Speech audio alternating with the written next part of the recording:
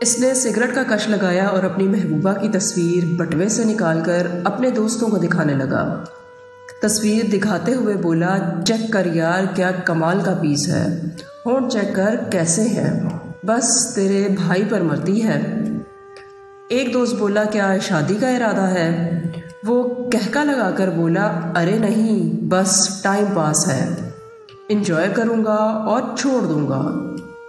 میں گراؤنڈ میں پاس ہی بیٹھا ان کی باتیں سن رہا تھا۔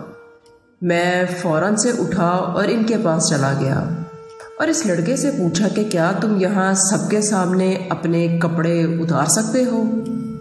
اس لڑکے نے جواب دیا کہ کیا آپ کا دماغ خراب ہے؟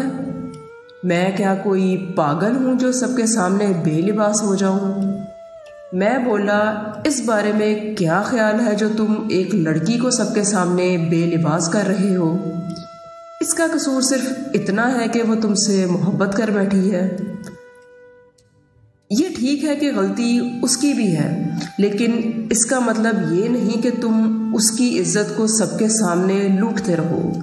میں یہ کہہ کر وہاں سے پلٹ آیا اور گھر آتے ہوئے یہ سوچتا رہا کہ ہم مرد کتنی عجیب فطرت کے ہوتے ہیں۔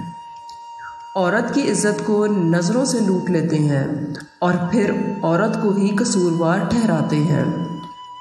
جس مرد کے لیے محبت صرف لباس اتارنے کا نام ہو تو اس کی نظر میں محبوب اور طوائف میں کوئی فرق نہیں ہوتا۔